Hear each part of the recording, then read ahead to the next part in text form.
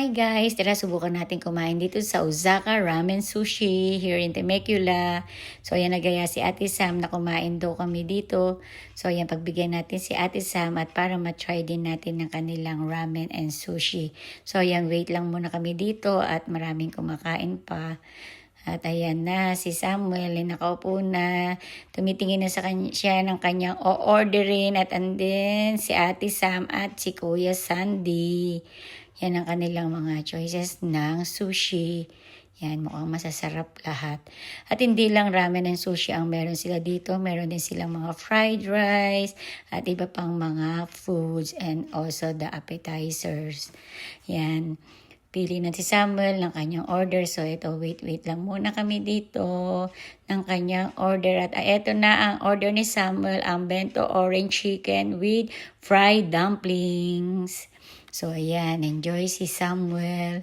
Yan lang ang kanyang gusto, ang orange chicken. And then si Ate Sam ay merong seafood ramen. Wow, looks good, ate. Yan ang kanyang ramen, seafoods ramen. At ang kay Daddy ay beef ramen. Yan, and then kay Sandy ay crab and shrimp fried rice.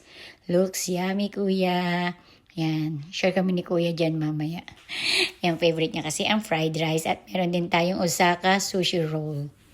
So, yan. Let's eat, guys. Kasama din namin si nanay. Yan. Enjoy na naman ang mga kids ngayon. Happy na naman ang kids and happy tummy also. So, yan na. Kain tayo. And then, yung akin, hihintay ko ang aking order na beef bulgogi. So, yan na siya. Yan. Mukha ding masarap. And in fairness, yan. Good for two na tong order. And then, mura lang. So, yan ang aking beef bulgogi. Yan. Enjoy natin ang ating food. Let's eat. So, yan. Kain-kain lang tayo. Ang family dinner date. Ayan na, happy ng mga kids. And then si Kuya Sandy, maubos na. Ayan na ang beef bulgogi. Ayan na, kain na tayo. Ayan, enjoy si Ate Sam at si Kuya Sandy. Ayan, paubos na niya ang kanyang fried rice. Favorite niya ang fried rice. So, ang order niya ay crab and shrimp fried rice. And then si Ate Sam, mauubos na din niya ang kanyang ramen. At ang aking beef bulgogi. Yan. Ayan, naubos na natin ang ating mga food. So, ito na. Meron din tayong tutugaw na hindi naubos. At ayan na, yari na kaming kumain. Enjoy na ang lahat. Happy tummy again, yan.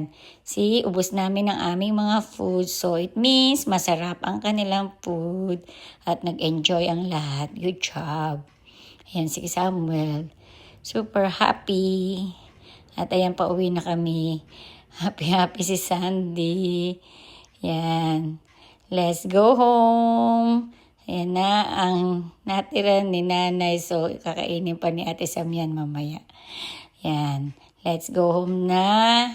Ang mga kids ay happy na naman. Yan, pauwi na. Thank you guys for watching. God bless you all. Bye.